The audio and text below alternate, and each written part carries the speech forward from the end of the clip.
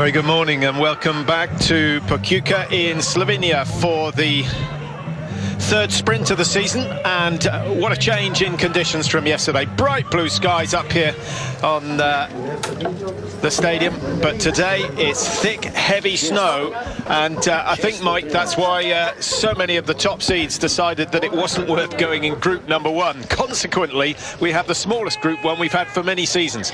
And that really is where you need the good weather forecasting. They've got it exactly right. Only 14 athletes kicking off in the first group, and you've got to say, Patrick, this amount of snow, the track hasn't been really skied on over the last 10 minutes or so, and it is a bit of an advantage in this first 14. Yeah, you have to feel a little for Nakajima, who's going to be the first away for the Japanese. I'm wondering whether the favourites, who have all piled into group two, whether they'll be thinking maybe we should have gone for group three because group one is so small. Well, the track certainly, you would expect, as this unwinds, of course, 3 times around the same course of 2.5 kilometres. Definitely, I would have gone for group three without a doubt. And then you've still got people to get in contact with, people who are starting their race, and that's a drag-on factor.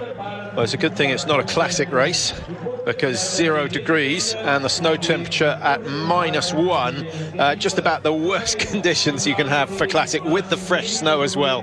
But when did Biathlon? 1985, I think they abandoned all classic races, and it's all been about skating since then.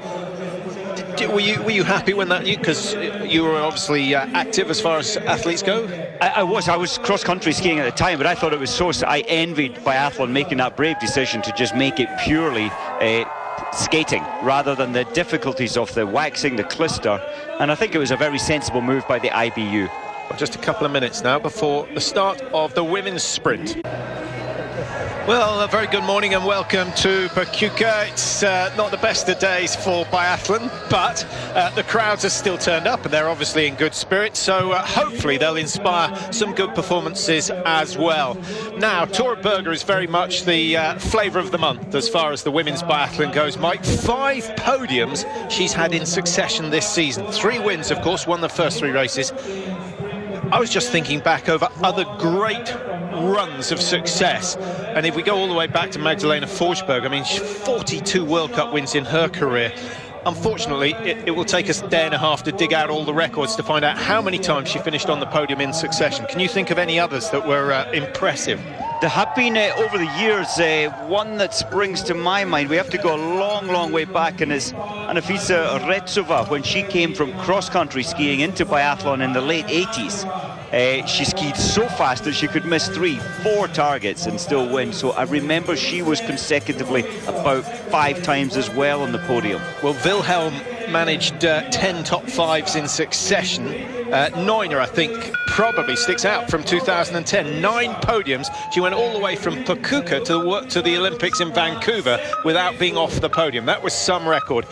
Tora Berger's got a little way to go before she matches that, but that we'll keep that in mind as this race unfolds. Nakajima of Japan is away, and the only really significant news we've got on the start sheet is that Daria Domracheva of Belarus is not racing. She's not feeling 100%. I've just also heard, Patrick, that Vaya Syamarenko, she had some problems with her bronchitis in Hockville, so she went to the hospital in Ljubljana, 40 k's down the road. She's been training in the gym for 3 days, and but they've just announced that she will not start today. She might start in a mass start.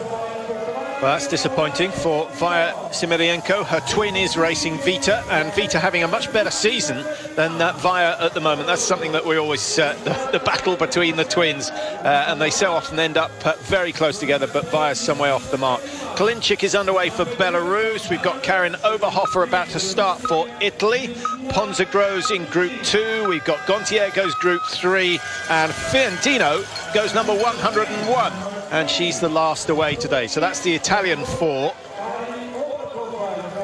Well, you never know. I was just thinking, if it does back off or stop snowing, then Fiandino may well be in the best place to be starting last. Megan Heineke for Canada. And the Canadians, I guess, will have been watching the cross-country over the weekend, getting a little bit homesick, seeing the racing going on in Canmore. What a beautiful place, and Well, if you're Canadian and you're a skier, you've most certainly been to Canmore, you've trained in Canmore, and for me, one of the most outstanding venues. Henke did well last week, 57th in the sprint, but moved all the way up to 29th in the pursuit the following day in Hofvilsen. First of the Swedes away today is Ellen Madsen, and Sweden a much weakened team with the retirement of Helena Jonsson, or Ekholm, Helena Ekholm, of course, as she was once she married David. And actually, if you're interested in following her career, we do get a lot of emails saying what's Neuner doing now, what's Forsberg doing now. Well, Ekholm has gone straight into work.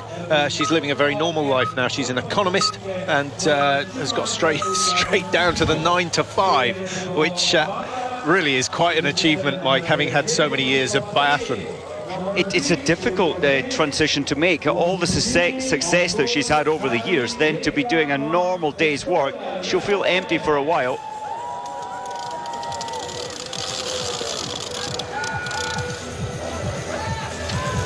Well, we had significant success for the host nation yesterday. Are we going to see the same again today? I'm not sure. Andrea Marley and Taya Grigorin go 68 and 69. They've got a good start positions, actually, and I think the locals knew exactly where the best place to start was. So we'll follow their performances throughout the day. I can't see them winning, Mike, but if they get top 5 or 6, that would be an outstanding day. It would, and well, with Domracheva not in the race today, it might give Grigorin that little boost that she needs. Reka Ferenc for Romania. Best she's achieved in her career so far is a 31st position. That's good enough for World Cup points, but she'll be looking to break the top 30 today, and maybe with these difficult conditions, this is a great opportunity for her. And she's got one of the top Russians going after her, a Katerina Orlova, who is an outside chance for a win, but she certainly has the potential, having a very good prone record of 92%. And of course, she's fast enough to win, so if she hits 100% today, it might well be her day. I was going to say it would need to be 100% hit rate. She's just, what, some 25, 30 seconds off the pace on the skis. And that is quite a margin in today's biathlon. She'll be followed out of the start gate by Martina Shrapanova, 22-year-old from Slovakia. Hildebrand goes for Germany in Group 1, Boyer for France, and then Elise Ringen for Norway. It's good to see this first rise out of the stadium, Patrick. The gentle climb under the bridge, climbs a little further, we'll see it here, and then into the woods, and then it drops back down for a more easy section of 200-300 meters.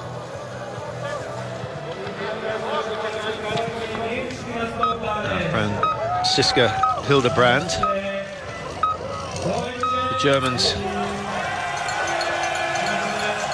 I guess, still in a transition phase, and every time they start to build a team, one of the top guns retires. And very difficult for a coach in those circumstances, Mike. But this is where we're going to see whether Germany have been putting enough effort and enough finance into the development, the youngsters coming through. And I guess that's quite difficult when you've got women like Henkel and Beck and, of course, Wilhelm and Neuner. It's easy just to put all the focus and attention on them. It is, and you mentioned they're in a kind of a transition phase, and they're really unsettled. Julianne Dahl and Caroline Henneke, who were racing in Hofvilsen, they've been dropped back down to IBU Cup. And of course, Evie Sachenbacher, for the first time, the cross-country skier brought in today, and also Franziska Hildebrand, who we just saw racing. So every week they're chopping and changing, just trying to find who's on form, who can handle World Cup pressure.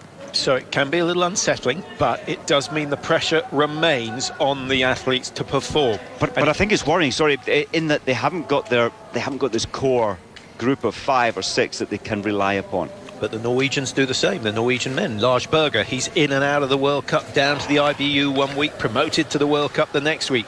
It doesn't do them any harm. No, it doesn't, and it keeps them on their toes. You have to keep performing as an athlete. You're under pressure all the time, and you have to be you're able to cope with that pressure? Well, I think a classic example to prove that that's a good thing is the British team that don't really work that system as well.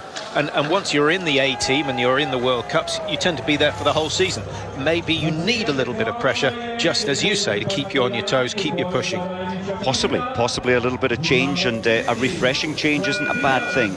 So the first of the big guns to get underway is Kaisa-Mäkäräinen, 5 wins in her career, and she's currently lying 5th in the World Cup standings, thanks really to 2 good performances in Hogfilson, both on the podium, a 2nd and a 3rd. She'd like to complete that sequence and get herself her first win of the season. She, of course, won the overall World Cup back in 2011. That was a little bit of a surprise, but a really fantastic season from Mäkäräinen. Now, I think there's more competition. Domracheva and Berger, and of course, Orlova and other Russians coming through. It's been good to see how so much of Orlova. It's given us a chance to see the track, and again, it's climbing. Almost 4 minutes of continual climb from the start point. It's a tough course here. Good strong legs, Orlova. It's not tall. In fact, many of them are much smaller than you would imagine, especially having to carry the rifle around. Nakajima started first, and first to try her luck on the range. Now in this heavy snow, Patrick, a lot of the athletes have opted for the front of the rifle, the sight which fits in there. They've put in a larger sight from, let's say, 3.4 up to a 3.8, and also the rear aperture, they've opened that up to get more light in. Hasn't helped Nakajima, those 2 misses, very expensive indeed. And we go back to the start gate for Elena Pietrushna, 2nd in the sprint in Östersund. That was her personal best, and certainly she'll be looking to repeat that sort of performance. She only shot 0-1 on that occasion, and so she knows that there is better if she can go clear. I think Pietrushna must again be feeling good, and possibly for her first victory. A 2nd place, as you say, 2 weekends ago.